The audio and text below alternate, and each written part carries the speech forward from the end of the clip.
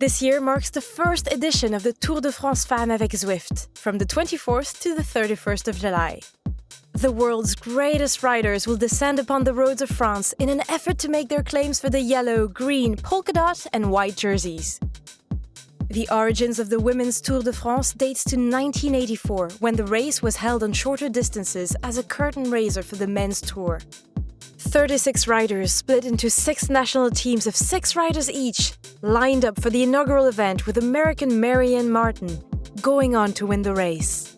In the 5 editions that followed, Italian Maria Cannons and French woman Jeannie Longo shared the victory honours, with the Italian winning 2 races in 1985 and 86, and Longo winning 3 from 1987 to 1989. The race was forced to stop after the 1989 edition due to a lack of media coverage and economic sustainability.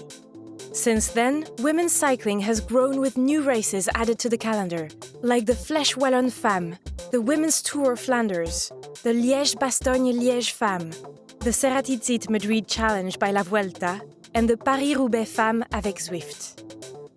In 2016, confirming its desire to develop women's cycling, the Union Cycliste Internationale created the UCI Women's World Tour that brought together the most prestigious women's races. For this year's Tour de France Femmes avec Zwift, 144 riders split into 24 teams composed of 6 riders will take to the start line on Sunday the 24th of July at the foot of the Eiffel Tower. We'll see the 14 UCI Women's World teams, the members of the first division of women's cycling, as well as the 3 top-ranked UCI Continental teams from 2021 and 7 additional teams invited by the organizers. The riders will be taking on 8 stages that cover eastern France between Paris and the final finish at the Super Planche des Belles Filles. They'll cover a total of over 1,000 kilometers, more than what was covered in the entire 18 stages of First Women's Tour de France in 1984. Like on the men's Tour de France, the yellow jersey will reward the leader of the general classification. As well as the time gaps recorded at the finish, bonus seconds will be awarded to the top 3 on each stage, 10 for first, 6 for second, and 4 for third. There is also a third way to gain time through bonus sprints. At certain points throughout the course, the organizers have placed bonus sprints that will offer 3, 2, and 1 seconds to the first 3 to cross the lines.